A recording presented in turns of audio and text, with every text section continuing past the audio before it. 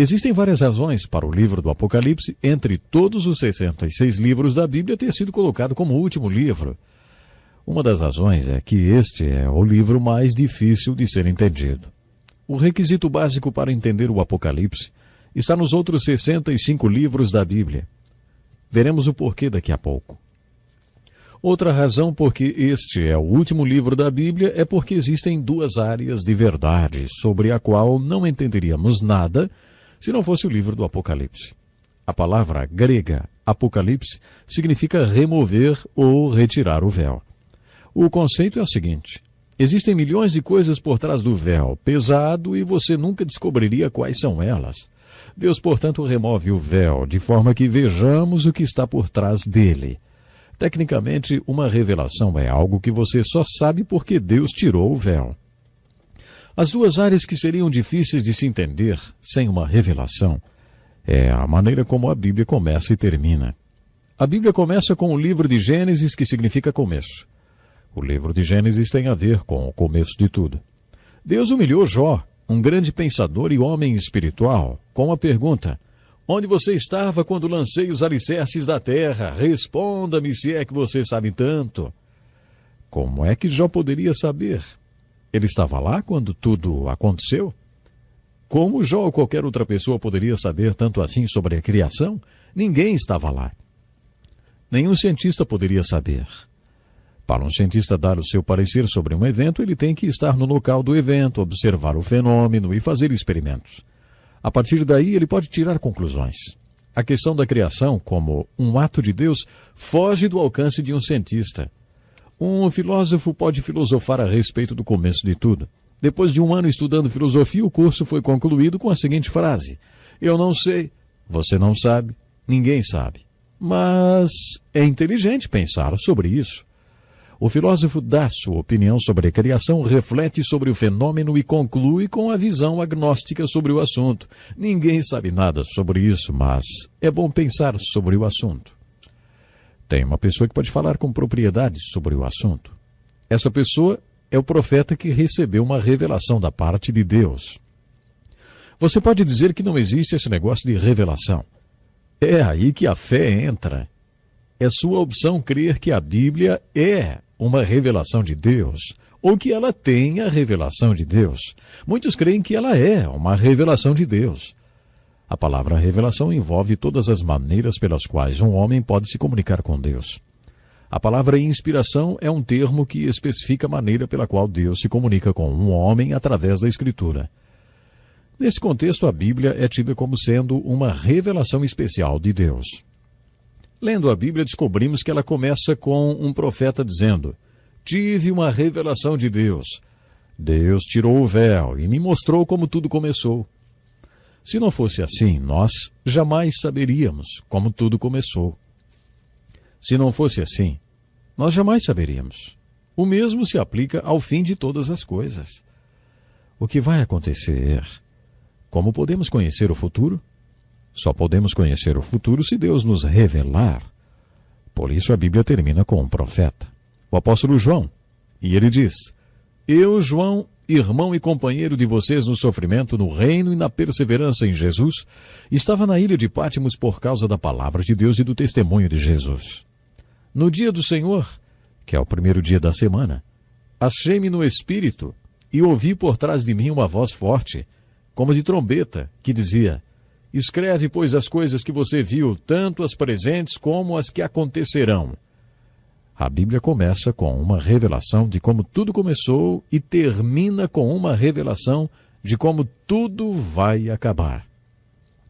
Antes de começarmos o estudo deste livro, quero passar uma tarefa para você. A parte mais importante do nosso curso vai começar daqui a pouco. Depois, quando você terminar o curso conosco, vai começar o seu próprio estudo da Bíblia. Agora pegue uma folha de papel e faça uma coluna. Coloque um título para esta primeira coluna. Escreva: Sinal. Preste atenção no início do livro do Apocalipse. Diz assim: revelação de Jesus Cristo, que Deus lhe deu para mostrar aos seus servos o que em breve há de acontecer.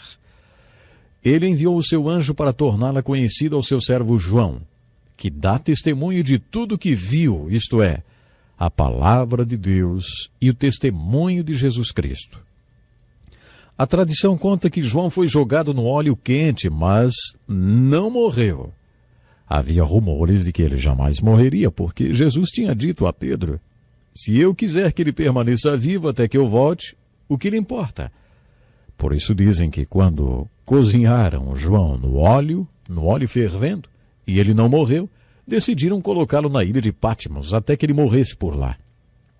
Alguns dizem que ele ficou lá sozinho, outros que trabalhou nas minas de sal, realizando trabalhos forçados. Não podemos afirmar com certeza porque essas informações baseiam-se na tradição. Mas o que sabemos com certeza é que em algum momento João foi parar na ilha de Patmos como prisioneiro por causa da sua fé. Sabemos disso porque foi o que ele declarou no primeiro capítulo do seu livro. João recebeu uma revelação de Jesus Cristo. Deus tirou o véu e revelou a João alguma coisa. Atente para o detalhe que João não fala revelações no plural, mas no singular. Revelação de Jesus Cristo. Não houve várias revelações, apenas uma. Esta foi uma revelação de Jesus e significava para João algo muito especial. Esta palavra significada está ligada a signos ou sinais. Isso quer dizer que foi transmitida a João através de uma linguagem de sinais. Os judeus pediam sinais. Eles tinham uma linguagem de sinais muito bonita. E no livro do Apocalipse temos uma compreensão melhor dessa linguagem. João sempre escreveu na forma de sinais. Foi assim que ele escreveu seu evangelho. O livro do Apocalipse é um livro de sinais. Faça uma lista destes sinais na primeira coluna à medida que você lê o Apocalipse. Por exemplo, o cavalo branco, o selo, os 4 seres viventes, o mar de vidro, os 7 candelabros, as 7 taças e todos os outros sinais ou símbolos que você encontrar. Anote. Como nome da segunda coluna, coloque revelação pessoal. Ore pedindo a Deus e ao Espírito Santo que retire o véu. Retire o véu para você e mostre o que todos esses sinais do Apocalipse significam. E então escreva o significado na segunda coluna. Estes símbolos ou sinais são bíblicos e muitos são encontrados em outras passagens da Bíblia. Se você os encontrar em outros livros bíblicos e compreender o significado deles, poderá aplicar o mesmo significado no livro do Apocalipse. Como título da terceira coluna, escreva assim: A Palavra. Nesta coluna, faça uma lista das outras referências bíblicas que citam estes símbolos. Uma concordância bíblica será de grande ajuda para você. Existem vários comentários publicados sobre o livro do Apocalipse, escritos por pessoas que acreditam ter recebido do Espírito Santo a interpretação para tais sinais. Na próxima coluna, escreva o significado dos sinais dado por outros comentaristas. Por último, na última coluna, escreva a sua conclusão final. Se você escrever tudo o que encontrar, provavelmente vai acabar com um caderno de umas 150 páginas. Procure se esforçar porque esta tarefa o ajudará a compreender melhor o livro do Apocalipse. Sendo o livro do Apocalipse tão importante, é realmente especial você tirar um momento para estudá-lo. Na verdade, lendo o livro do Apocalipse, você poderá compreender mais sobre esta linguagem de sinais. Esta foi a linguagem usada por Deus para se comunicar com o seu povo e para decodificá-la são necessárias algumas chaves. Numa guerra, o inimigo sempre tem um código de mensagens e mensagens codificadas que os especialistas tentam decodificar. Eu sugiro que você estude o livro do Apocalipse como se ele fosse uma mensagem codificada para o povo de Deus. Você vai precisar de algumas chaves para decodificá-la. A primeira chave é o Espírito Santo. Não dá para entender coisas espirituais sem o Espírito Santo. Isso se aplica principalmente ao livro de Apocalipse. A função do Espírito Santo é nos ensinar o que é espiritual. Por ocasião da última ceia, Jesus disse que a função do Espírito Santo nos mostrar o que está por vir. Este livro trata essencialmente do que ainda está por acontecer. Portanto, o Espírito Santo é a primeira chave que abre o código da mensagem do Apocalipse. A chave número 2 é saber que estes símbolos do livro do Apocalipse são todos símbolos bíblicos. Se você fosse um judeu profundo conhecedor do Velho Testamento, todos estes símbolos do Apocalipse não lhe seriam assim tão estranhos. Fica mesmo muito difícil para uma pessoa entender o Apocalipse se ela não estiver familiarizada com a simbologia da Bíblia. Tomemos, por exemplo, o capítulo 4 do Apocalipse. Diz assim: uma porta que se abre para o céu, através da qual você pode ver o céu. Bom, alguém está sentado num trono. Aquele que está sentado no trono, semelhante às pedras jaspe e sardônio. E ao redor do trono, um arco-íris como uma esmeralda. Se você fosse um judeu aprofundado nos conceitos do Velho Testamento, você se lembraria da descrição das vestimentas do sumo sacerdote. Isso no capítulo 28 do livro de Êxodo, usadas no tabernáculo do deserto e depois no templo de Salomão. O sumo sacerdote deveria usar uma estola com 12 pedras bordadas, uma para cada tribo de Israel. A primeira pedra era sardônio e representava a primeira tribo de Israel, a tribo de Ruben. A última pedra representando a 12ª tribo, a tribo de Benjamim, e era jaspe. A 7ª tribo era Judá, e era representada pela pedra esmeralda. Todos esses nomes em hebraico têm um significado. Por exemplo, Ruben significa veja meu filho. Benjamim significa filho da minha mão direita. E Judá significa louvor. Por isso, quando a porta do céu se abriu, na linguagem simbólica foi dito assim, veja meu filho, filho da minha mão direita, louvai-o. Todo judeu aprecia muito esta linguagem de sinais. Bom, no próximo programa vamos continuar. Até lá. Seja muito bem-vindo a mais um encontro com a palavra. Se você está ouvindo esse programa pela primeira vez, saiba que ele é parte de um curso de estudo de todos os livros da Bíblia e já estudamos 65 dos 66 livros que a compõem. Hoje comentaremos sobre o último e talvez o mais difícil dos seus livros, que é o Apocalipse. E você é nosso convidado. O livro do Apocalipse é a revelação de Jesus Cristo. Observe, a revelação no singular. Esta revelação foi dada ao apóstolo João quando ele estava na ilha de Patmos e significada para João por um anjo. Quando falamos a palavra significada, nos referimos a signos, porque a mensagem da revelação de Jesus Cristo dada a João é uma mensagem para o povo de Deus em linguagem de sinais ou signos. É uma mensagem dada ao povo de Deus em códigos, e a única maneira do povo de Deus compreender essa mensagem é por meio de chaves que desvendam estes códigos. Já falamos sobre algumas dessas chaves e hoje falaremos sobre outras. Logo de início, quero dizer que nosso objetivo é fazer apenas uma introdução ao livro de Apocalipse no curto espaço de tempo que temos, um total de 7 programas. Futuramente faremos outro tipo de estudo mais analítico. O tipo de estudo que estamos fazendo agora é introdutório e oferece uma visão geral de cada livro da Bíblia, procurando mostrar como cada um deles se encaixa num todo. Esse estudo do Apocalipse visa dar uma visão geral deste livro e também mostrar como ele se encaixa com os outros 65 livros da Bíblia. No programa passado comentamos que a Bíblia começa com uma revelação sobre a qual não teríamos nenhuma informação se Deus não nos tivesse revelado. A palavra revelação tem o mesmo significado da palavra grega apocalipse, que significa remover o véu. A ideia é que existe uma verdade por trás do véu que você jamais descobriria se Deus não o removesse e não a revelasse. A primeira verdade que a Bíblia revela é referente à criação, ao começo de tudo. Como tudo começou, a Bíblia termina removendo outro véu e revelando outra verdade, a do futuro. Como tudo vai acabar? O que vai acontecer no fim de tudo? Sem uma revelação de Deus, jamais poderíamos saber a resposta.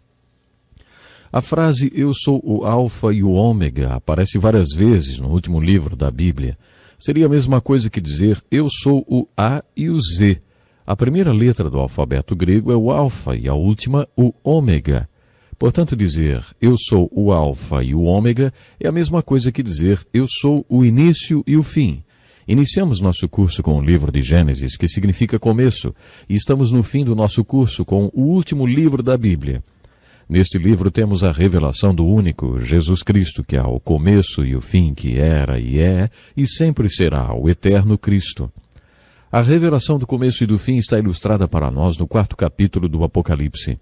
Entendê-la é uma das chaves para decodificar a mensagem deste livro. O livro do Apocalipse foi escrito numa linguagem de sinais, os símbolos. Quando estudamos os ensinos de Jesus, aprendemos sobre as parábolas, palavra composta por duas palavras gregas, balu, que significa jogar, e para, que significa ao lado de. A parábola é uma história ou ilustração jogada ao lado de uma verdade que tentamos ensinar. O que é um símbolo? Novamente vamos nos remeter ao grego para entender. Esta palavra também é composta pela palavra balo, que significa jogar.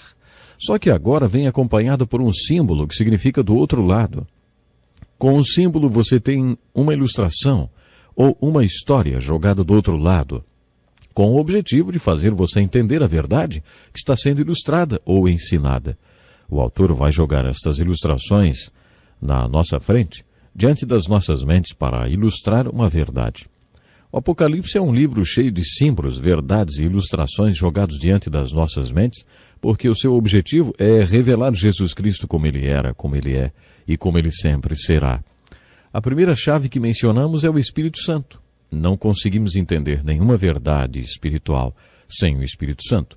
Isso é particularmente verdadeiro em relação ao livro do Apocalipse. Não conseguiremos entender a revelação do futuro sem a chave mestre, ou o Espírito Santo. De acordo com Jesus, a principal função do Espírito Santo é nos revelar as verdades espirituais referente ao que está para acontecer. João 16. Por isso, no que concerne ao futuro e aos fatos espirituais que ainda não se cumpriram, precisamos da chave mestra, o Espírito Santo. Com a chave mestra, o Espírito Santo, a próxima coisa que precisamos é perceber que todos os símbolos do Apocalipse são símbolos bíblicos. A chave para entender estes símbolos bíblicos é buscar outras ocorrências dele nas Escrituras. Se entendermos os significados destes símbolos em outras passagens da Bíblia, as chances de entendermos o significado deles no livro do Apocalipse serão bem maiores. Tendo isto em mente, comentaremos sobre o tema do Apocalipse e o começo e o fim. O sumo sacerdote no tabernáculo, no deserto e no templo de Salomão usava a estola sacerdotal, bordada com pedras que representavam as tribos de Israel. Essa ilustração está registrada no capítulo 4 do Apocalipse.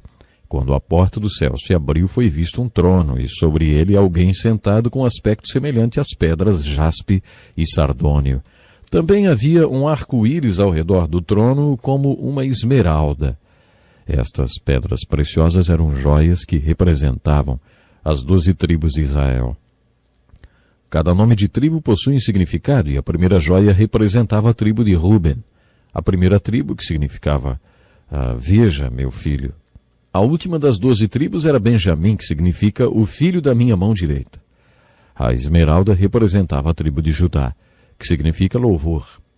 Portanto, no capítulo 4 do Apocalipse, na visão do céu e do trono, nesta linguagem de sinais, a mensagem era: veja, meu filho, o filho da minha mão direita, louvai-o. Nos capítulos 4 e 5 observamos um louvor e uma adoração muito bonitos, e que Deus, o Pai, transfere o centro da adoração no céu dele para seu filho, o Cordeiro, com a aparência de ter sido sacrificado. Deus está dizendo: adorem meu filho por causa do que ele foi, do que ele é e do que ele sempre será. Adorem meu filho. Estou explicando isso para mostrar que os símbolos do Apocalipse são símbolos bíblicos e que é importante conhecer o significado destes símbolos bíblicos. Volte para o capítulo 28 de Êxodo e leia a descrição da estola sacerdotal. Aí você poderá entender o que estes símbolos bíblicos significam quando ler o Apocalipse. Estas pedras preciosas mencionadas junto com aquele que está sentado no trono no céu são símbolos bíblicos. Como todos esses símbolos são bíblicos, você pode ver por que os livros da Bíblia foram organizados da forma que o livro de Apocalipse ficasse por último. O pré-requisito para compreender o Apocalipse é entender os outros 65 livros da Bíblia. É por isso que fico espantado quando um recém-convertido diz que o primeiro livro da Bíblia que ele quer ler é o Apocalipse. Geralmente eles acabam não entendendo nada, e dá para saber por quê, né? Isso acontece não só porque esses símbolos são criptográficos, mas também porque o pré-requisito básico para entendê-los é entender toda a Bíblia. Por isso acho que a posição do livro do Apocalipse na Bíblia é a mais apropriada. Eu gostaria de exemplificar esta chave usando outros símbolos. Observe, por exemplo, os seguintes versículos, Apocalipse 1:4, 4:5 e Apocalipse 5 e 6, que mencionam os 7 Espíritos de Deus. Diz assim: João, às 7 igrejas da província da Ásia, a vocês graça e paz da parte daquele que é, que era e que há de vir, dos 7 Espíritos que estão diante do seu trono. Do trono saíam relâmpagos, vozes e trovões. Diante dele estavam acesas 7 lâmpadas de fogo, que são os 7 Espíritos de Deus. Depois vi um cordeiro que parecia ter estado morto em pé no centro do trono, cercado pelos 4 seres viventes e pelos anciãos. Ele tinha 7 chifres e 7 olhos, que são os 7 Espíritos de Deus enviados a toda a terra. O que são os 7 Espíritos de Deus? Você já tinha ouvido falar dos 7 Espíritos de Deus? Aquelas pessoas que estudam os números na Bíblia afirmam que o número 7 significa perfeição ou plenitude. Isso sugere que os 7 Espíritos de Deus são a expressão perfeita de Deus. Entretanto, muitos estudiosos acreditam que a expressão os 7 Espíritos de Deus nos remete às profecias de Isaías. Em Isaías 11, versículos 1 e 2, o príncipe dos profetas apresenta a profecia dos 7 Espíritos de Deus, cumprida pelo apóstolo João no Apocalipse. Um ramo surgirá do trono de Jessé, e das suas raízes brotará um renovo. O Espírito do Senhor repousará sobre ele. 1. O Espírito que dá sabedoria. Aí temos o 2. O entendimento. 3. O Espírito que traz conselho. 4. E poder. 5. O Espírito que dá conhecimento. 6. E temor do Senhor. Com estes são 7. Isaías estava falando que o Messias viria, e quando ele viesse, seria a expressão completa de Deus, que na sua essência é um Espírito. De acordo com Isaías, Jesus Cristo exemplificaria esse perfil de 7 características de uma vida que é verdadeiramente cheia do Espírito e controlado por ele. Vocês já sabem que gosto de encerrar nossa aula lançando um desafio. Como o nosso tempo hoje já acabou, deixo com vocês o seguinte desafio. Na sua opinião, o que é um crente cheio do Espírito? O que é um pastor cheio do Espírito? Muitas pessoas responderiam minha pergunta dizendo que uma pessoa cheia do Espírito é aquela que talvez fale em línguas. Para mim, uma pessoa verdadeiramente cheia do Espírito ou controlada pelo Espírito é aquela pessoa que, pela graça de Deus, demonstra estas 7 manifestações espirituais, descritas no Apocalipse pelo apóstolo João e pelo profeta Isaías, no capítulo 11 de sua profecia, como os 7 Espíritos de Deus. A descrição perfeita destes 7 Espíritos, como Isaías profetizou, é a vida de Jesus Cristo. Quando o apóstolo Paulo ordenou: não se embriaguem com vinho, que leva à libertinagem, mas deixem-se encher pelo Espírito, ele estava falando sobre sermos iguais a Cristo. Por causa de alguns excessos, muitos seguidores de Cristo têm medo de ser crentes cheios do Espírito.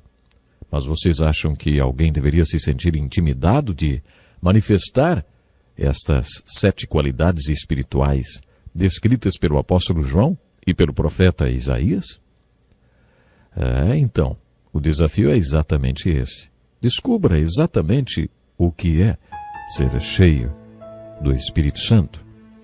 Você não gostaria de ser como Jesus Cristo? Você não acha que todos nós devemos procurar ser como Cristo? É que possamos ser verdadeiros imitadores do Senhor Jesus Cristo. E assim vamos ter uma vida vitoriosa cada dia da nossa existência.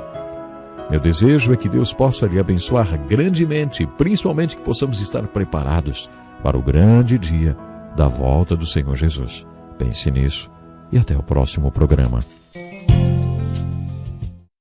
Como é bom estarmos juntos para mais um encontro com a palavra. Seja bem-vindo. Estamos quase no final do nosso curso, estudando agora o último livro, que é o livro Apocalipse. No último programa falamos sobre a expressão os 7 Espíritos de Deus, que aparece 3 vezes no livro do Apocalipse, nos capítulos 1, versículo 4, no capítulo 4, versículo 5 e no capítulo 5, versículo 6. Dentro do simbolismo também são citadas 7 lâmpadas de fogo, os 7 candelabros diante do trono, representados aí os 7 Espíritos de Deus.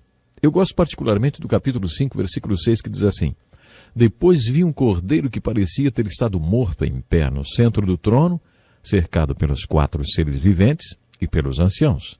Ele tinha 7 chifres e 7 olhos, que são os 7 Espíritos de Deus enviados a toda a terra.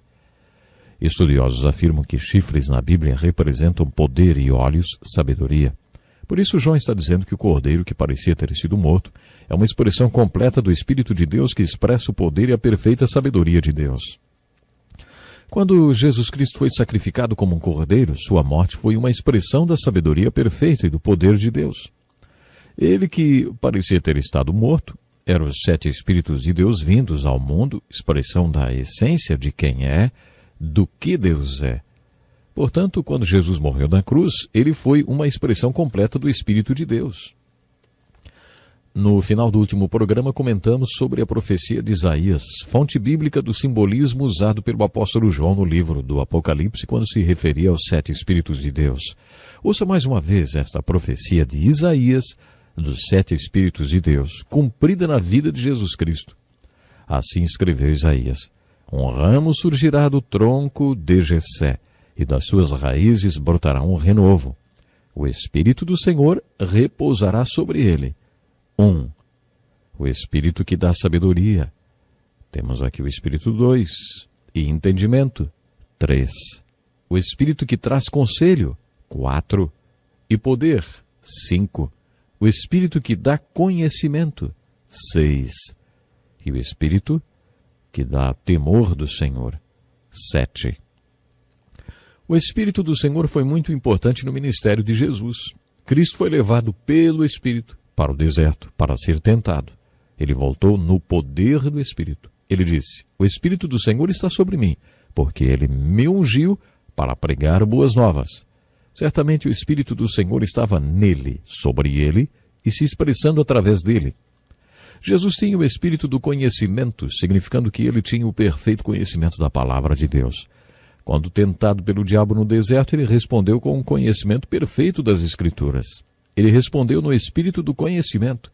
Ele também tinha o espírito de entendimento, conforme ele ensinou na parábola do semeador. A palavra de Deus tem poder, mas este poder só será manifestado se compreendermos a palavra e deixarmos que ela penetre em nossas mentes. A sabedoria é a aplicação do conhecimento e não apenas o entendimento do conhecimento. É a sabedoria na prática.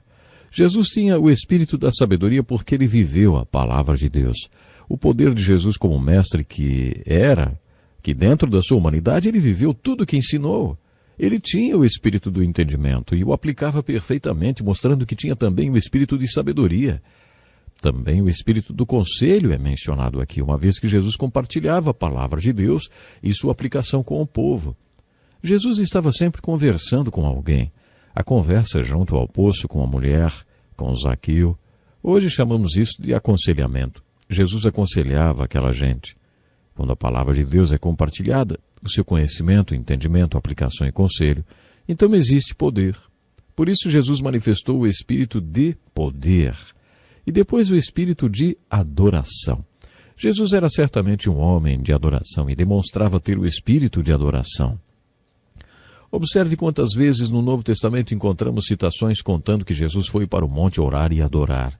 Jesus gostava muito de fazer isso. E, na verdade, ele passava metade do tempo fazendo a obra de Deus e outra metade do tempo orando e adorando a Deus. Com frequência as pessoas me perguntam: você é cheio do Espírito? Minha resposta é: nem sempre. E você é? Ninguém está sempre cheio do Espírito. Jesus estava sempre, 100% cheio do Espírito. Mas nós não. Deveríamos estar, poderíamos estar, mas não estamos. As pessoas não entendem bem essa questão. Como um homem ou uma mulher, uma igreja, um pregador, enfim, um crente demonstraria estar cheio do Espírito? Muita gente acha que através de sinais dos dons ou através de uma liturgia especial no culto da igreja. Baseado nesse texto de Isaías referente aos 7 Espíritos de Deus, sabe como eu definiria ser cheio do Espírito Santo? Uma pessoa que é como Cristo. Jesus estava sempre cheio do Espírito. Isso significa que ele estava sempre falando em línguas ou manifestando dons espirituais? Não. Isso quer dizer que ele tinha o Espírito do Senhor, que estava sempre em comunhão contínua e consistente com o Espírito de Deus. Ele tinha o Espírito do conhecimento da palavra de Deus. Ele tinha o Espírito do entendimento. Ele não apenas entendia a palavra de Deus. Ele compreendia as pessoas e sabia como a palavra de Deus deveria ser aplicada em suas vidas. Ele tinha o Espírito da sabedoria, o Espírito do conselho, o Espírito de poder e principalmente o Espírito de adoração. O seu prazer estava em adorar. Jesus é o exemplo nas Escrituras do símbolo que aparece várias vezes no Apocalipse, os 7 Espíritos de Deus. Lemos no capítulo 4, versículo 1, que João recebeu um convite. Suba para cá e lhe mostrarei o que deve acontecer depois dessas coisas. Era uma voz como de trombeta que o conduziu até lá. Estamos diante de mais um símbolo, não estamos? Qual é a primeira coisa que você espera que aconteça quando a série de eventos que chamamos de segunda vinda de Jesus Cristo começar? A primeira coisa que espero que aconteça é o toque da trombeta. Adoro música e o som da trombeta, mas creio que nunca ouvi uma trombeta como a que ouviremos naquele dia, que dará início aos eventos que compõem a segunda vinda de Cristo. Muitos acham que o primeiro acontecimento será o arrebatamento da igreja. Não. Primeiro ocorrerá o chamado, o toque, a trombeta. Algumas pessoas acham que a voz como de trombeta que chamou João para subir e depois o tomou para vislumbrar o trono é o símbolo bíblico referente ao arrebatamento da igreja. João vê um mar de vidro em frente ao trono. Esse também é um símbolo bíblico. Tanto no tabernáculo como no templo de Salomão havia o lavatório para lavagem e limpeza. Você está lembrado que quando o sacerdote ia para o lugar santo, enquanto o pecador esperava do lado de fora, ele passava primeiro pelo altar da purificação, onde colocava o sacrifício do pecador, você se lembra? Enquanto acontecia aquela oferta ao Senhor, ele ia para o lavatório semelhante a uma grande bacia, onde de maneira cerimoniosa ele se lavava. A mensagem desse ato é: lave-se antes da adoração. Ou, quem pode subir à presença de Deus? Aquele que tem suas mãos limpas. A mensagem do lavatório era que você deve se limpar antes de, como pecador, aproximar-se do Deus Santo. Observe que na passagem do Apocalipse, o mar é como cristal. Em outras palavras, está solidificado. Aprendemos com o livro de Hebreus que a água representa a purificação que todos nós precisamos para nos aproximar de Deus. Jesus disse a Pedro e a João que aqueles que passaram pelo banho da purificação não precisam nascer repetidas vezes quando pecam. Você não precisa de outro banho de purificação cada vez que peca. É como se você tivesse tomado banho no banheiro público e no caminho para casa tivesse pisado em alguma coisa e sujasse o seu pé. Chegando em casa, você não vai precisar tomar banho outra vez, mas só lavar os pés. Então isso já o deixará limpo outra vez. Essa nova lavagem dos pés é representada pelo lavatório. Você não pode se aproximar do trono de Deus sem antes passar pelo lavatório. No Apocalipse, esta água do lavatório está solidificada, porque este vidro ou cristal representa uma purificação permanente. A purificação nunca é permanente nesta vida. Precisamos de purificação contínua. Quando Jesus lavou os pés dos apóstolos, disse a Pedro: olha, se eu não os lavar, você não terá parte comigo. Jesus quis dizer que não haveria comunhão entre eles. Ao que Pedro então respondeu: então, Senhor Jesus, não apenas lave os meus pés, mas também as minhas mãos e a minha cabeça. Ele já exagerou, né? Bom, mas esse era Pedro. Esta ideia de não ter comunhão comigo sem uma purificação contínua é ilustrada nas Escrituras através do lavatório. Não podemos nos aproximar de Deus sem passar pelo lavatório, sem a purificação contínua. Mas no livro do Apocalipse, ela é o mar de vidro, representando uma purificação completa e permanente, para sempre limpo. No capítulo 5 encontramos outro símbolo, um livro perfeitamente selado com 7 selos, e ninguém que conseguia abri-lo. Isso nos remete ao livro de Ruth. Você está lembrado que Boaz precisou assumir todas as dívidas de Ruth, as dívidas que Ruth tinha, e então trazê-la de volta casando-se com ela? Quando isso acontecia, as dívidas da mulher eram seladas num rolo, num livro. e o parente redentor não podia abrir o livro, o rolo, até que provasse estar habilitado para resgatá-la.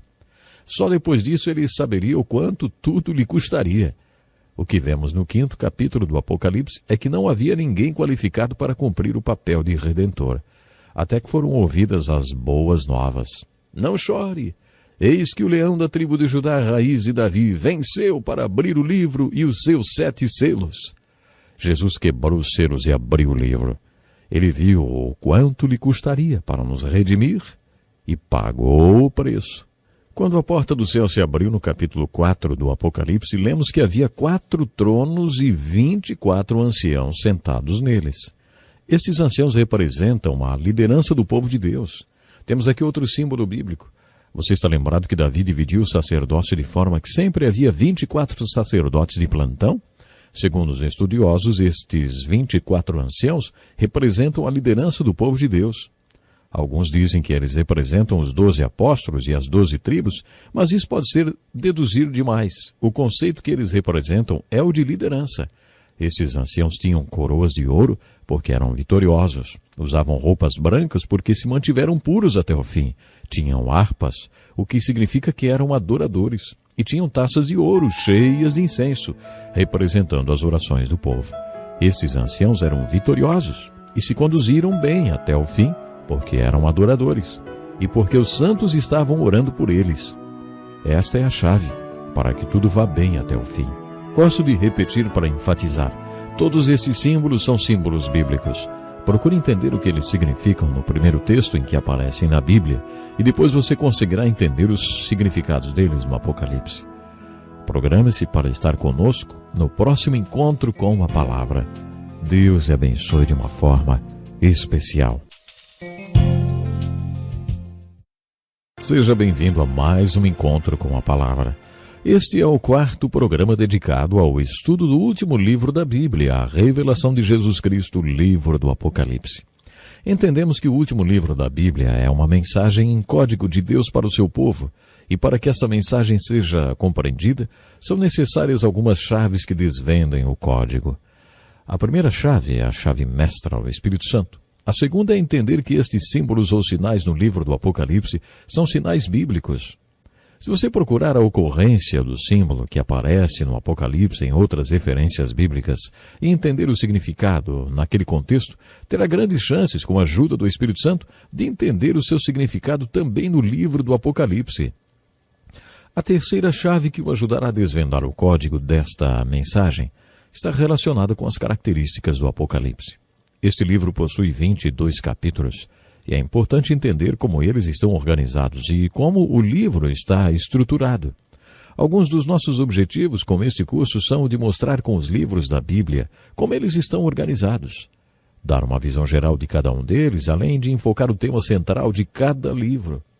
Mas o objetivo, que está acima de todos estes, é buscar a aplicação da verdade ensinada em cada um dos livros da Bíblia para a sua vida.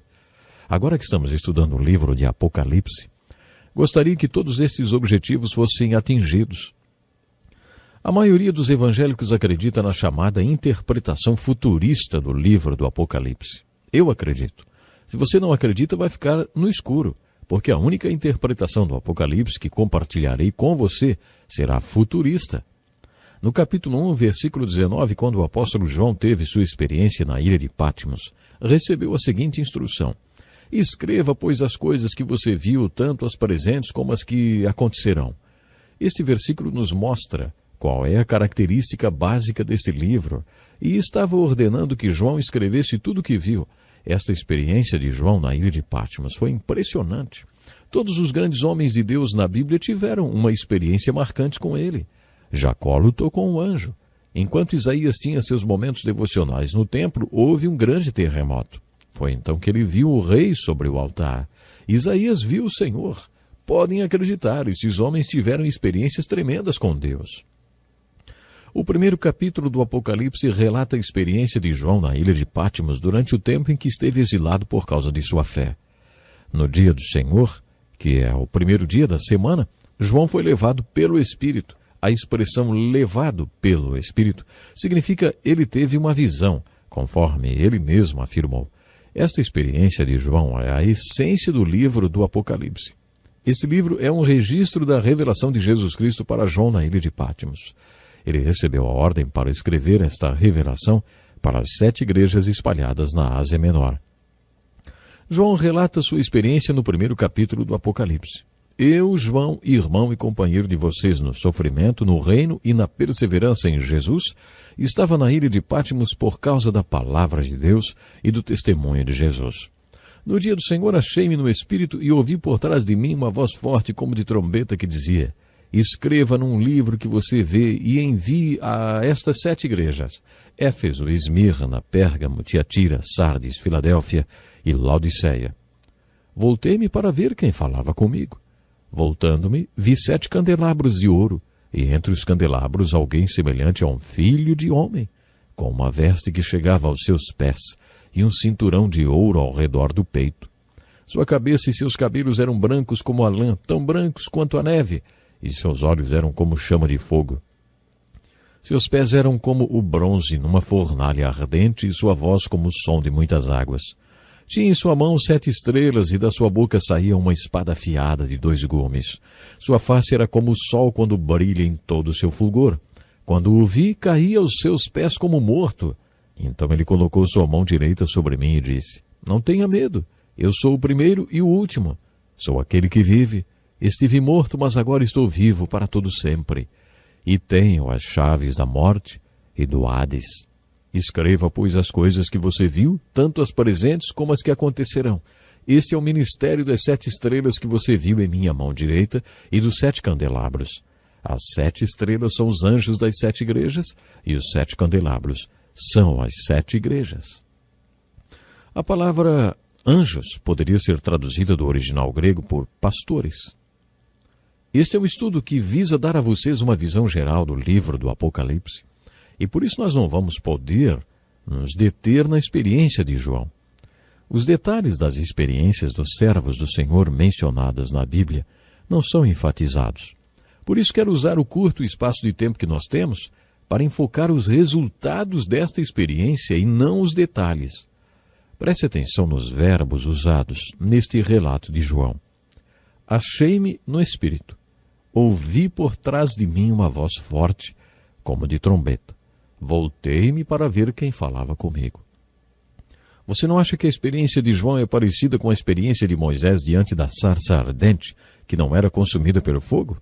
Ele disse: que impressionante! Pensou: por que a sarça não se queima? Vou ver isso de perto. Quando o Senhor viu que Moisés ia se aproximar para ver, ele se revelou para Moisés e falou com ele face a face, como se fosse de homem para homem. Poderíamos dizer que o simbolismo destes episódios é que o pré-requisito para ter uma experiência profunda com Deus é voltar-se para Ele, ir até Ele, aproximar-se. Peçam um pedido intenso, e lhes será dado. Busquem uma busca intensa, e encontrarão. Batam, e a porta lhes será aberta. Pois todo o que pede recebe, o que busca encontra, e aquele que bate, a porta será aberta. João estava numa ilha. Não sabemos por quanto tempo ele ficou lá, mas ele se virou como Moisés fez no deserto. Ele se virou para ver de onde vinha aquela voz que falava com ele. Ele se virou e a voz falou. Observe os verbos que João usou para descrever o que aconteceu. Voltando-me, vi. Quando o vi, caí aos seus pés como morto. Todos que veem Deus, não importa se lutando com um anjo, ou num redemoinho, ou num terremoto, ou no templo, não importa os detalhes, quando veem Deus, todos ficam sem palavras para se expressar e ficam impressionados com a majestade dele. Também ficam sem palavras para expressar a consciência do seu próprio pecado. Santo, santo, santo é o Senhor dos exércitos. A terra inteira está cheia da sua glória. Foi assim que Isaías se sentiu. Ai de mim, estou perdido, pois sou um homem de lábios impuros e vivo no meio de um povo de lábios impuros. Foi assim que Isaías se sentiu quando viu o Senhor. Com João foi a mesma coisa. Quando ele viu a Cristo, o Cristo eterno, ele caiu aos seus pés como se estivesse morto. Jesus nos chamou para morrermos para nossos próprios planos, vontade e querer, e vivermos para Ele. Quando João caiu aos seus pés como morto, Jesus colocou sua mão sobre ele e disse: "Não tenha medo, eu sou o primeiro e o último." O Espírito Santo precisa fazer uma obra na vida de uma pessoa para depois, como resultado desta obra, Jesus se tornar o primeiro na vida dela. Jesus disse a Nicodemos: "Digo-lhes a verdade. Ninguém pode ver o reino de Deus se não nascer de novo. Ninguém pode entrar no reino de Deus se não nascer da água e do Espírito. Só mesmo quem nasceu de novo pode ter um relacionamento íntimo com Jesus." Imagine a cena: o Cristo ressurreto, o Cristo eterno, colocando a mão sobre João e dizendo: "Eu sou o primeiro." Muitos acreditam que o apóstolo João estava terminando a primeira parte de sua missão quando registrou aquela experiência. A ordem foi: "Escreve, pois, as coisas que você viu." Depois ele ouviu: "Escreve isto, pois essas palavras são verdadeiras e dignas de confiança." João deveria escrever sobre as coisas que existiam nas 7 igrejas. Estas igrejas, Éfeso, ou Efésios, Esmirna, Pérgamo, Tiatira, Sardes, Filadélfia e Laodiceia, eram as igrejas que existiam naquele tempo. As cartas para estas 7 igrejas estão nos capítulos 2 e 3. Por isso, muitos acreditam que João acabou a segunda parte da sua missão depois que escreveu as cartas para as igrejas registradas nos capítulos 2 e 3. As cartas para as 7 igrejas na Ásia Menor deveriam ser lidas como uma oração e aplicadas de maneira devocional na vida da igreja e em nossa vida particular. O autor destas cartas não foi um instrumento para escrever como foram os autores das cartas de Efésios, Colossenses, Filipenses, Tiago e 1 e 2 Pedro, que também foram cartas a igrejas. Desta vez o autor foi o próprio Cristo vivo e ressurreto. Era o Cristo ressurgido falando com João e através de João para aquelas igrejas. Algumas destas cartas foram finalizadas com as palavras: "Aquele que tem ouvidos, ouça o que o Espírito diz às igrejas." No capítulo 1, lemos que João viu 7 candelabros de ouro e Cristo no meio deles. Onde Cristo está hoje? Você está lembrado que os sábios do Oriente também fizeram esta pergunta? Onde está o Rei dos Judeus? A resposta é: ele está no meio das igrejas. Apesar dessas igrejas terem vários problemas, o Cristo vivo e ressurreto está no meio das igrejas e tem uma mensagem para elas. Para a igreja de Éfeso, Jesus disse: "Você abandonou o seu primeiro amor." Isso me intriga, porque quem tomava conta desta igreja era Timóteo. Paulo disse em suas cartas que Timóteo era um pastor cheio de amor e por isso foi enviado por Paulo para cuidar da igreja. É interessante observar que a igreja pastoreada por Timóteo tivesse que ouvir essa repreensão, né? "Arrependa-se e pratique as obras que praticava no princípio. Se não se arrepender, virei a você e tirarei o seu candelabro do lugar dele." Creio que este seja um desafio e tanto.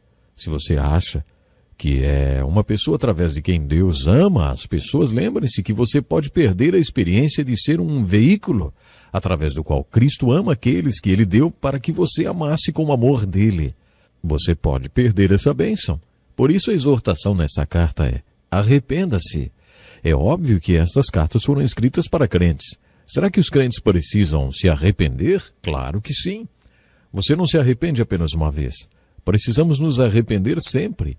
Por causa desta necessidade de constante arrependimento, Jesus instituiu a Santa Ceia, ou a Eucaristia, a Ceia do Senhor. Não importa o nome dado, a instrução é para que durante a observação desse ato de adoração instituída pelo Senhor, haja um autoexame e arrependimento dos pecados conhecidos e também dos desconhecidos, que impedem a nossa comunhão com Jesus.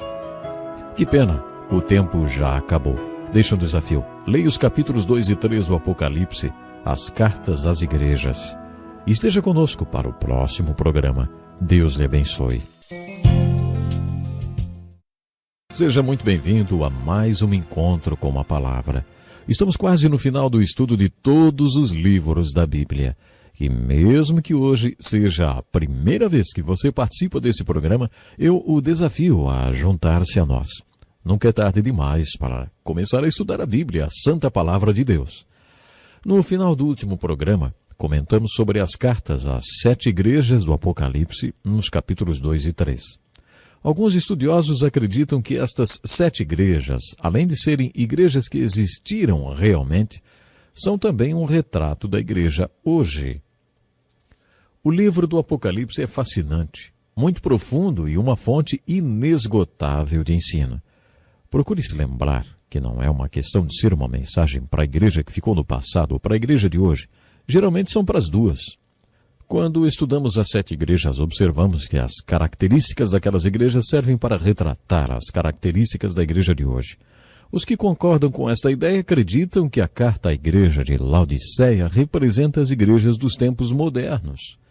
A igreja de hoje é morna, sem entusiasmo, muito rica, que acha que não precisa de nada e não sabe que espiritualmente é miserável, pobre, cega e nua. A exortação à igreja de hoje é: você deve se sentir com roupas brancas. Você deve se arrepender e ser purificada pelo fogo do castigo da perseguição para que fique pura como ouro. Está nesta carta, que é a passagem tão conhecida de todos nós: repreendo e disciplino aqueles que eu amo, por isso seja diligente e arrependa-se. O Cristo ressurreto está dando uma mensagem bem direta para a igreja de Laodiceia. Olha, eu a amo demais para permitir que você continue a ter comigo esta relação indiferente. Por isso estou batendo a porta da sua vida. Estes problemas que você não consegue resolver, sou eu batendo na sua porta. Vejo o que há por trás das tempestades e dos problemas que você não consegue resolver. Eu estou batendo a porta da sua vida porque amo você. Abra a porta da sua vida e me convide para entrar no seu coração e nas áreas mais importantes da sua vida para que tenhamos comunhão. Depois que João transcreve as cartas para as 7 igrejas, ele conclui a segunda parte de sua missão. Para muitos, a parte mais importante desta missão começa no capítulo 4. No capítulo 1, João registrou sua experiência e o que viu. Nos capítulos 2 e 3, ele registrou a situação das igrejas através das cartas para elas. Mas a partir do capítulo 4, João iniciou outra parte de sua missão. Suba para cá e lhe mostrarei o que deve acontecer depois dessas coisas. A maior parte do Apocalipse refere-se ao que vai acontecer no futuro. A partir do capítulo 4 até o final do livro, todo o seu conteúdo é referente ao futuro. Esta característica é uma das chaves que nos ajudará a compreender o livro do Apocalipse. Para enfocar melhor a chave de número 4, que nos ajudará a decodificar a mensagem do Apocalipse, precisamos entender a cronologia dos capítulos 6 ao 19. Os capítulos 4 e 5 são relativamente fáceis. Eles possuem uma linguagem de sinais muito bonita relacionada à adoração no céu. Estes 2 capítulos são os meus preferidos do livro do Apocalipse. Eles são absolutamente belos, repletos de revelações sobre o céu. Já no capítulo 6, o tom muda e o livro se torna mais difícil de ser compreendido. Conheço vários pastores que, quando começam a pregar sobre o Apocalipse, se saem muito bem no princípio. Eles falam da experiência de João, uma bênção para todos que leem. Depois falam sobre as cartas para as igrejas, sobre como são semelhantes às outras cartas às igrejas do Novo Testamento e como são repletas de aplicações práticas. Eles gostam de dissertar bastante sobre o capítulo 2 e 3. Uma vez, eu estava dando um estudo sobre Apocalipse e uma senhora me perguntou: escuta, você vai falar sobre alguma coisa além do capítulo 3? Estou começando a ficar cansada dessas cartas às igrejas. Quando chegamos no capítulo 6, fica difícil interpretar o texto. Conheço um pastor que estava dando um estudo sobre o Apocalipse já pela metade do capítulo 7. Ele estava lendo uma passagem e todo mundo acompanhava a leitura na própria Bíblia. Quando ele terminou, perguntou: e vocês querem saber o que tudo isso significa? Todo mundo olhou para ele e alguém disse: não entendi nada. Achei tão franca a resposta. Realmente, depois do capítulo 6, é muito difícil interpretar esse livro. Peça ao Espírito Santo para ajudar você a interpretar essa parte difícil do Apocalipse. Procure entender a cronologia existente nos capítulos 6 a 19. A série de eventos que compõem a segunda vinda de Cristo abrange um período muito longo.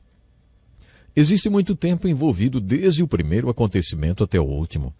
A duração desse tempo depende da interpretação e da ordem cronológica que você adota. Estes eventos precisam ser organizados em ordem cronológica, mas isso é muito difícil de ser feito. De qualquer forma, independentemente da ordem que você acha que eles vão acontecer, o tempo de duração da sequência desses eventos é muito longo. Dentro deste leque de eventos que compõem a segunda vinda de Cristo existe a chamada Grande Tribulação, que durará 7 anos e constitui-se um dos eventos mais rápidos. Jesus falou no Sermão do Monte das Oliveiras, em Mateus capítulo 24 e 25, sobre uma grande tribulação. Porque haverá então grande tribulação como nunca houve desde o princípio do mundo até agora, nem jamais haverá. Se aqueles dias não fossem abreviados, ninguém sobreviveria, mas por causa dos eleitos, aqueles dias serão abreviados. Houve períodos na história da igreja que o sofrimento foi tão grande que alguns pensaram que já era grande tribulação. Talvez se você tivesse passado por alguma guerra, rodeado de fome, perseguição e matança, você também acharia que estava vivendo a grande tribulação. Mas quando Jesus descreveu a grande tribulação, ele afirmou que se aqueles dias não fossem encurtados milagrosamente, não sobreviveria ninguém. Você já assistiu a algum filme que tenta retratar o fim do mundo? Eu vi o filme The Day After. Este filme tenta retratar o que seria um holocausto termonuclear. Poderíamos dizer que este filme dá uma ideia da grande tribulação. A grande tribulação é o assunto dos capítulos 6 a 19 de Apocalipse. Alguns estudiosos acreditam que ela durará 7 anos. Os capítulos 6 a 19 enfocam este período. A grande tribulação está ilustrada nesta parte do Apocalipse através dos julgamentos. No capítulo 6, lemos sobre a abertura do primeiro selo. E toda vez que um selo é aberto, um julgamento terrível e impressionante acontece. Depois acontecem os julgamentos das trombetas. 7 trombetas, e isso quer dizer que é um julgamento completo e perfeito. Cada vez que uma trombeta toca, acontece um julgamento. Os selos são abertos no capítulo 6, as trombetas tocam nos capítulos 8 e 9. Depois, no capítulo 16, temos 7 taças e todas elas derramam.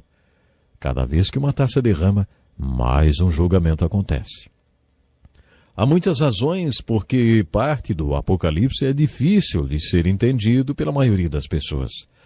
Ele pode ser difícil para algumas pessoas porque é assustador e nós não gostamos de ler sobre um futuro assustador. Ai, ai, ai. É isso que ouvimos com todos esses julgamentos. Ai, ai, ai. O Apocalipse não ajuda a combater a depressão. Por favor, não recomende a leitura do Apocalipse para ninguém que esteja sofrendo de depressão. Este não é um livro muito animador. Um dos fatores que dificultam a leitura do Apocalipse é saber se estes 3 tipos de julgamentos dos selos, das trombetas e das taças são 3 períodos distintos de julgamento. Eles são consecutivos, mas separados? Será que estes períodos de julgamento vão piorando? Difícil afirmar. Eu pessoalmente acho que os julgamentos são consecutivos e que ficarão mais intensos no decorrer dos 7 anos de duração da grande tribulação. Se você acha que está complicado, agora é que as coisas começam a ficar difíceis. Há informações ou comentários sobre os 3 tipos de julgamentos, sobre a descrição deles. Os capítulos 7, 10 a 15 e 17 a 19 não estão em ordem cronológica. Imagine que você, que não é muito familiarizado com óperas, assista à apresentação de uma ópera. Imagine que você receba o programa da ópera e descubra que ele está totalmente fora da ordem cronológica, ou ainda que o programa não tenha nada a ver com a ópera em si. Você procura a programação do primeiro ato, mas ela está no lugar do terceiro ato, ou talvez errado, esteja relacionado ao segundo ato, enfim. Você não acha que deste jeito ia ficar bem difícil de entender qualquer coisa dessa ópera?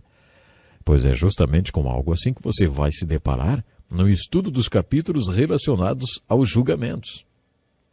Preste atenção na ilustração que o teólogo Charles Ryrie fez desta parte do livro do Apocalipse. Imagine que você esteja participando de um jantar no qual um homem comece a contar uma história da viagem de férias que fez com sua mulher 7 anos atrás. Você sabe que as mulheres são muito melhores contadoras de histórias do que os homens, não sabe? Ele começa dizendo que foi na segunda semana de julho, e ela interrompe. Ei, não, pode ter sido na segunda semana de julho, porque sua mãe quebrou a perna na segunda semana de julho, lembra? Ah, foi na primeira. O homem, muito paciente, continua a narração.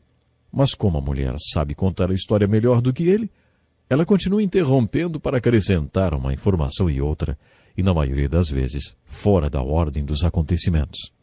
Só quando os dois terminam de contar tudo é que você entende a história toda. É mais ou menos isso que acontece nesses capítulos do Apocalipse. Há 3 julgamentos, provavelmente todos relacionados com a grande tribulação. Entre um julgamento e outro, há o acréscimo de detalhes, que não são relatados na ordem cronológica. Se você estiver avisado disso, não vai se confundir tanto durante a leitura. Mas sabendo disso, em posse da chave mestra, o Espírito Santo, é possível que você encontre a espinha dorsal do texto dos 3 julgamentos. A seguir, vá montando o quebra-cabeça, acrescentando os comentários e pedindo ao Espírito Santo que mostre a você onde cada um dos comentários se encaixa. Existem algumas razões porque o texto que começa no capítulo 6 e vai até a metade do 19 é considerada a parte mais difícil de ser compreendida. Mas esta parte do livro do Apocalipse não é impossível de ser entendida. Minha oração é que com a chave mestra, o Espírito Santo, e esta visão que compartilhei com você, revelada a homens santos de Deus, ajudem você a compreender a parte mais difícil do livro do Apocalipse. Continuaremos o estudo deste livro no próximo programa. Então, até lá, Deus lhe abençoe de uma forma especial e vamos nos preparar para a vinda do Senhor Jesus. Seja muito bem-vindo a mais um encontro com a palavra. Para algumas pessoas, os últimos programas parecem ser o fim de uma longa jornada. No encontro com a palavra, desenvolvemos um estudo introdutório e panorâmico de todos os livros da Bíblia, buscando uma aplicação devocional, pessoal e prática de tudo que aprendemos. Iniciamos o curso com o livro de Gênesis e no próximo programa, depois de 358 aulas, finalizaremos o nosso estudo de toda a Bíblia. Que vitória! Mas ainda não acabamos. Este é o penúltimo programa. Portanto, abra sua Bíblia para estudar o Apocalipse, o livro da revelação de Jesus Cristo. Esse curso não tem a pretensão de dar uma visão profunda dos livros da Bíblia, porque é um curso introdutório e panorâmico. Nosso objetivo é que ele sirva de estímulo para que você comece a ler e estudar a Bíblia sozinho. Este é o objetivo do programa. O que realmente importa é que você busque a palavra de Deus e que Deus abra a palavra para você. Vamos voltar ao livro do Apocalipse.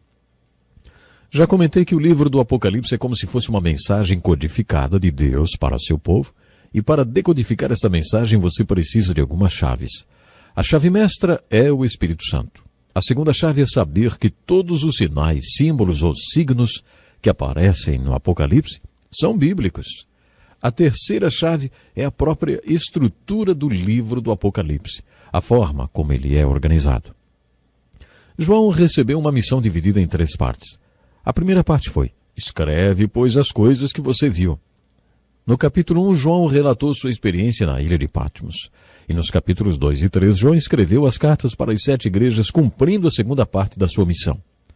Depois ele recebeu outro comando: suba para cá, lhe mostrarei o que deve acontecer depois destas coisas. A revelação agora estava relacionada a coisas futuras. E essa parte da missão de João foi do capítulo 4 até o final do livro. Foi a parte mais difícil de sua missão. A próxima chave tem a ver com a estrutura e a organização do Apocalipse. Entender como os capítulos de 6 a 19 foram organizados. Isso é muito difícil e por isso gastamos tanto tempo no último programa falando sobre este assunto. Se você entendeu tudo o que falei no último programa, vai gostar da próxima chave. Compreender a cronologia dos fatos e dos julgamentos descritos nos capítulos de 6 a 19 é descobrir a espinha dorsal desse texto. É muito difícil ensinar sobre o Apocalipse sem usar um quadro de anotações. Bom, mas em relação a conhecer a cronologia, a ordem destes acontecimentos. Devemos ser humildes e nos lembrar do que Jesus disse, né? Quanto ao dia e à hora ninguém sabe, nem os anjos dos céus, nem o Filho, senão somente o Pai. De acordo com Jesus, ninguém sabe o dia nem a hora do fim. Nem os anjos, nem mesmo o Filho de Deus, apenas o Pai sabe. Pense bem nisso. Se os anjos não sabem, se o Filho de Deus não sabe, se apenas o Pai sabe, quem somos nós para querer saber quando tudo vai acontecer? Você acha que não precisamos ser humildes a respeito da cronologia dos eventos relatados no Apocalipse? Podemos ser dogmáticos e fazer afirmações enfáticas a respeito da existência dos fatos. Mas devemos ser bem humildes e admitir que não temos como descobrir quando tudo vai acontecer, porque Jesus falou que não nos compete saber os tempos e as estações desses eventos. Um desses eventos é o arrebatamento da igreja, depois a grande tribulação sobre a terra e a segunda vinda de Cristo, quando ele voltará para a terra com sua igreja para reinar. Muitos acreditam que o reino de Jesus sobre a terra durará mesmo 1000 anos. Qual é sua posição teológica a esse respeito? Você é pré-milenista e acredita que Cristo vai voltar antes do reino milenar? Ou você é pós-milenista e acredita que Jesus voltará no final do milênio? Bom, antes da Primeira Grande Guerra, as pessoas acreditavam que o mundo seria cada vez melhor, até que começasse o reino. Mas isso foi antes da Primeira Guerra, da Segunda, da Guerra da Coreia, da Guerra do Vietnã, Guerra do Golfo, e de todas as guerras quentes e frias e dos rumores de guerra. A visão pós-milenar é mais aceita hoje, porque todo mundo vê que as coisas não estão ficando melhores com o tempo. Agora, se você não acredita que o milênio vai acontecer, então você é amilenista. Devemos ser humildes e não ficar deduzindo quando exatamente os eventos descritos no Apocalipse vão acontecer. A chave número 6 é ler o livro do Apocalipse a fim de adorar e não de entender. Isso é muito importante. Existe uma promessa para aqueles que leem esse livro e permanecem nos seus ensinos. Há muitas coisas difíceis no livro do Apocalipse, mas há coisas fáceis de serem entendidas, principalmente as cartas às igrejas, que são tão fáceis de serem aplicadas na nossa vida e na vida da igreja como qualquer outro texto do Novo Testamento. Por outro lado, outras coisas não conseguimos entender, mas devemos obedecê-las da mesma maneira. Procurando ser consistente com o objetivo deste curso, procure ler o livro do Apocalipse, buscando a aplicação pessoal e prática desse livro. Qual é o seu objetivo ao estudar o último livro da Bíblia, hein? Será que é para ser um especialista no Apocalipse? Sabemos que todos os símbolos deste livro podem ser interpretados, porque o anjo explicou a João que cada um deles tinha um significado. Pense nisso. Gostaria de ser um mosquitinho para ver o anjo explicando a João o significado de todos estes símbolos. É claro que deve ter sido uma experiência e tanto para aquele profeta. Tanto foi que 2 vezes, uma no capítulo 19, versículo 10, e outra no capítulo 22, versículo 8 e 9, João caiu aos pés do anjo e adorou aquele que interpretou todos os símbolos para ele. Fica fácil entender porque João quis adorar o anjo que o ajudou a entender este livro. O anjo disse: "Não faça isso. Sou servo como você e seus irmãos, os profetas, e como os que guardam as palavras deste livro. Adore a Deus." O Evangelho de João é todo dedicado a dizer quem é Jesus. Mas, de acordo com este anjo, o Evangelho de João não é o único livro da Bíblia a falar sobre Jesus Cristo. Como já destaquei várias vezes, Jesus abriu as Escrituras para os apóstolos quando lhes disse, no capítulo 24 de Lucas, que tudo que foi escrito na lei, os profetas e os salmos, tudo converge para ele. A Escritura foi um livro fechado para os apóstolos até que Jesus compartilhou a revelação do livro santo com eles.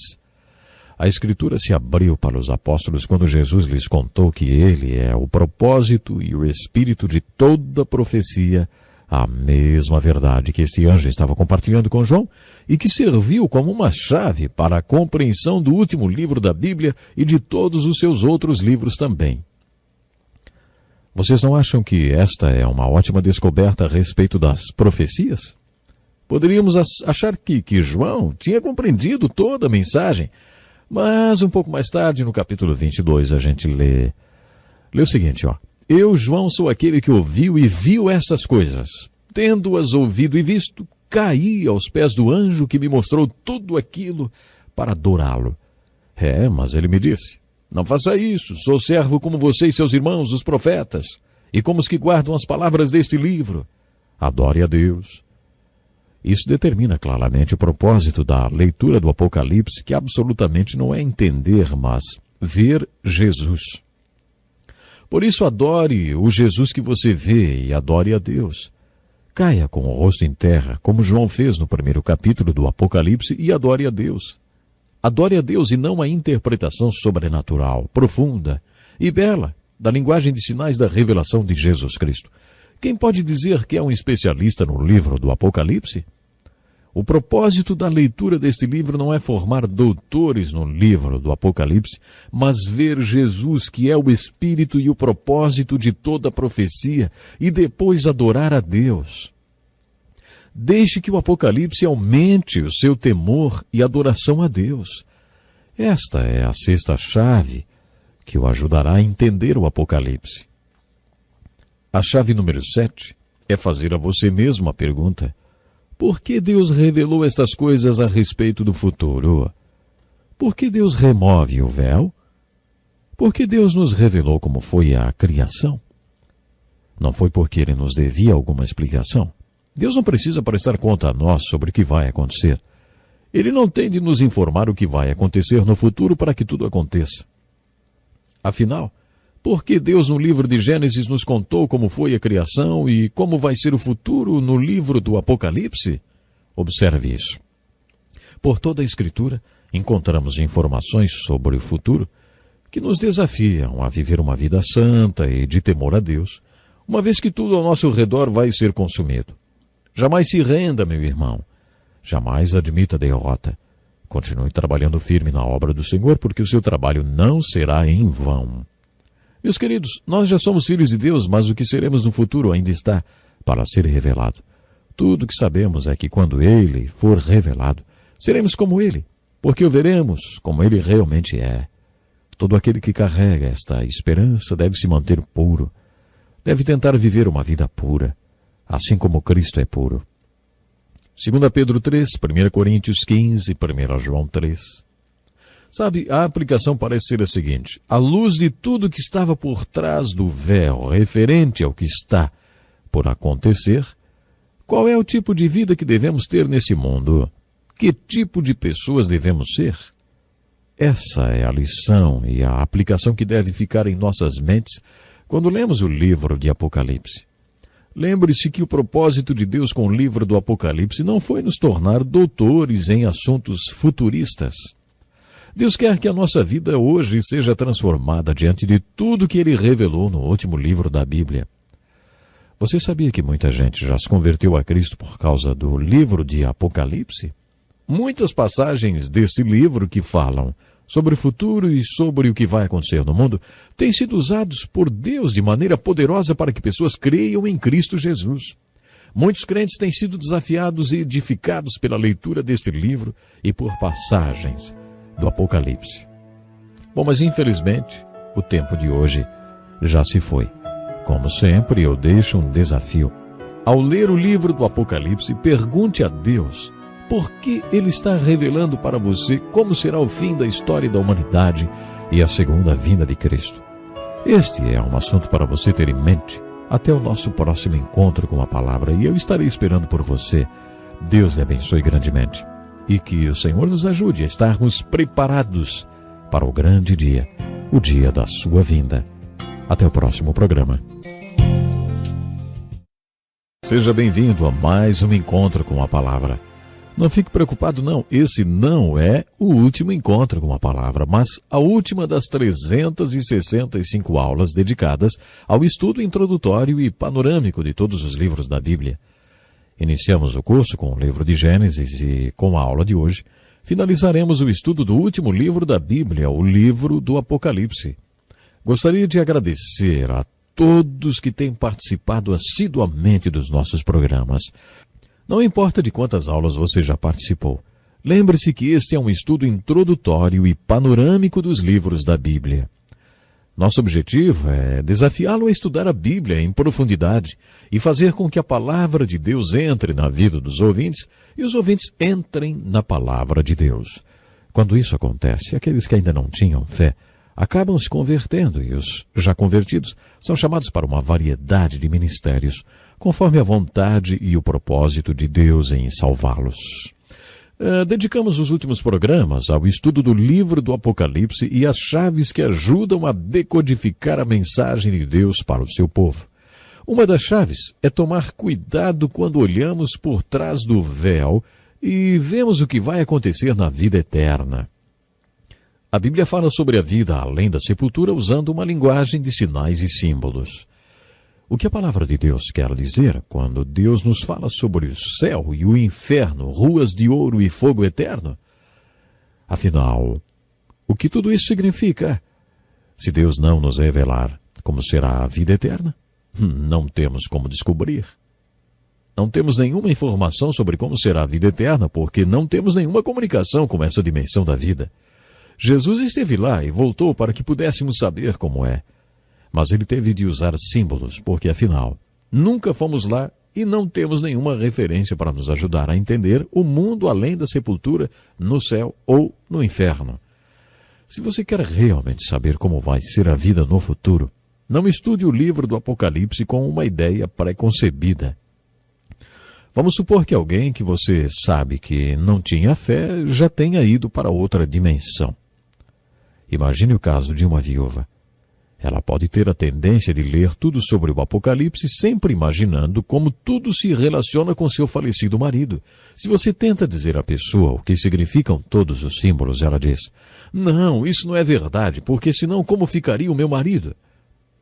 Eu não acho isso muito confortante e, além do mais, não podemos dizer para uma pessoa: "Você sabia que vai parar num lugar muito quente e queimar para todo sempre?"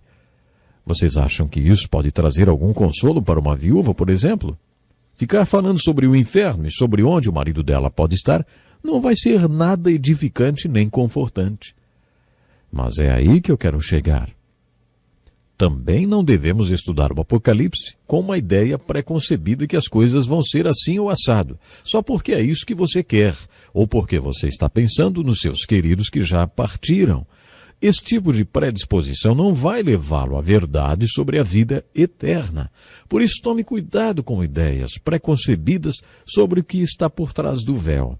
Antes de qualquer coisa mais, quero te fazer um convite. Se posicione diante do véu com a mesma atitude de Samuel. Ele diz: "Fala, Senhor, pois o teu servo está ouvindo." Peça a Deus para mostrar a você o que está por trás do véu e procure se livrar de qualquer ideia preconcebida.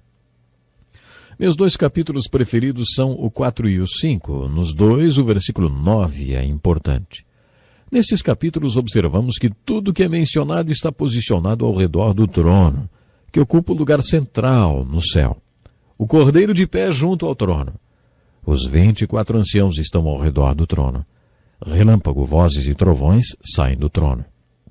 Os 7 candelabros de fogo estão diante do trono. O mar de vidro está diante do trono. A voz como de muitos anjos é ouvida ao redor do trono.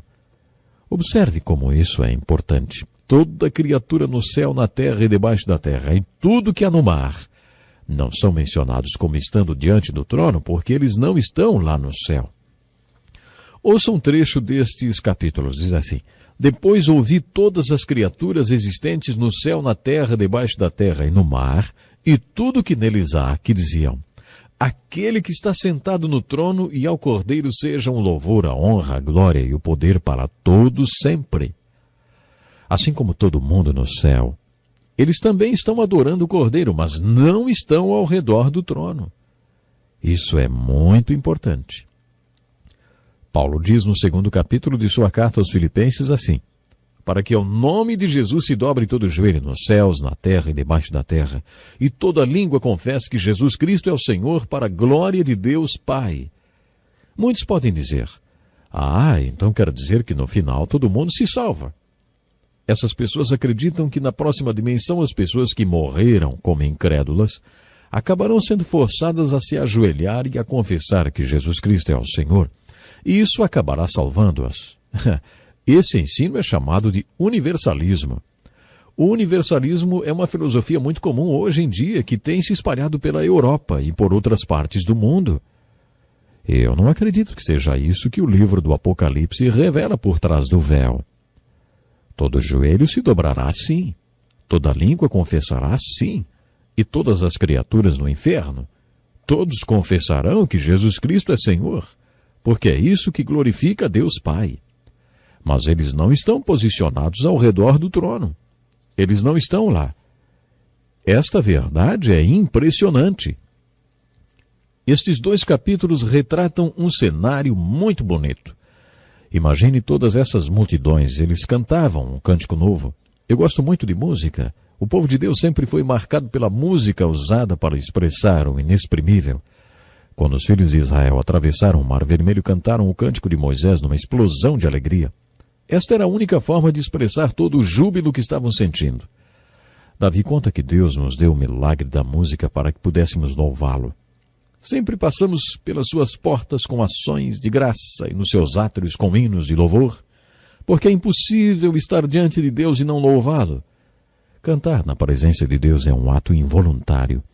Acho que Deus nos deu o dom da oração e o louvor do céu para que possamos expressar aquilo que seria inexprimível com a nossa oração comum. Mas estas não são as únicas maneiras que temos para manifestar o louvor inexprimível. Quando você chegar no céu, ao redor do trono, não vai ouvir a música dentro dos padrões que conhecemos hoje em dia. Deus vai nos dar um cântico novo. Eu amo música. E mal posso esperar para experimentar esse tipo de música na vida eterna e cantar de uma maneira ainda desconhecida por todos, que expressará o inexprimível. A verdade mais impressionante a respeito do Apocalipse é que existem 2 possibilidades: o céu ou o inferno. Os símbolos mais bonitos conhecidos pela mente humana são usados para descrever o céu, e os mais terríveis para descrever o inferno. Os meus 2 capítulos preferidos descrevem santos ao redor do trono de Deus cantando um cântico novo. Isto é lindo. Ao mesmo tempo, há pecadores saudando o Cordeiro que está no trono, mas eles o estão saudando lá do inferno e não do céu. Isso é impressionante. Deus iniciou seu diálogo com o homem no livro de Gênesis, capítulo 3, com a pergunta: onde está você? Onde você está nesse momento? Deus nos ama e começa seu diálogo conosco perguntando: onde está você? Um dia estaremos num lugar para sempre. Seremos santos cantando um novo cântico ao redor do trono de Deus no céu, ou seremos pecadores saudando o Cordeiro lá do inferno. Estaremos num desses 2 lugares. E como Deus nos ama tanto, Ele pergunta hoje, onde está você? Porque onde você está hoje determinará onde você estará na eternidade.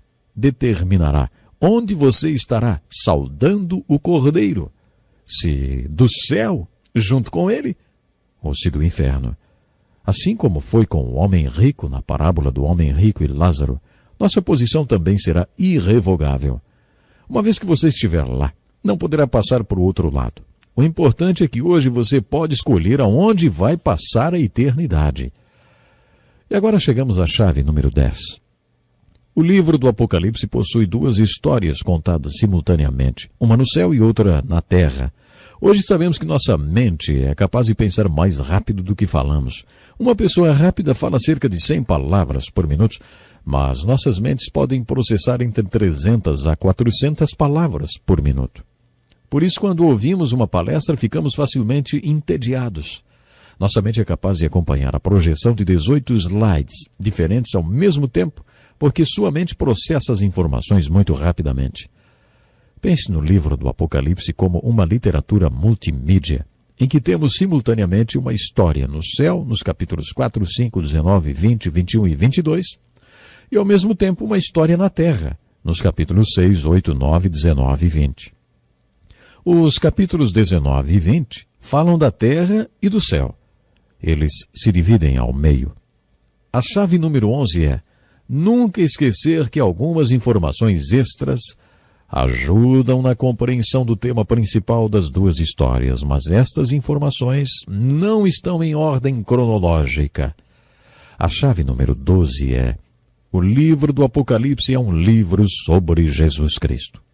Por isso, assim como procuramos Jesus no Evangelho de João e até no Velho Testamento, procure por Jesus Cristo também no livro do Apocalipse.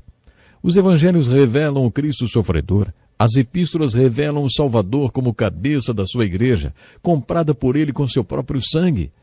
Mas o Cristo do Apocalipse é o Rei dos Reis e o Senhor dos Senhores. No segundo advento de Cristo, eles não vão puxar sua barba, nem lhe colocarão uma coroa de espinhos. Jesus será o Rei dos Reis e o Senhor dos Senhores. Procure por esta revelação de Cristo Jesus. Veja o Cristo revelado como o absoluto Rei dos Reis e Senhor dos Senhores. A chave número 13 é observar que João foi informado que receberia uma revelação que ele deveria transmitir. A chave 14 é perceber que é possível compreender este livro. A chave número 15 é comparar esse livro e todas suas passagens escatológicas referentes aos últimos acontecimentos com outras passagens da Bíblia. Agora quero agradecer de coração a você que participou desse estudo do Velho Testamento e agora terminando o estudo do Novo Testamento. Mas encontro com a palavra vai continuar. Deus lhe abençoe.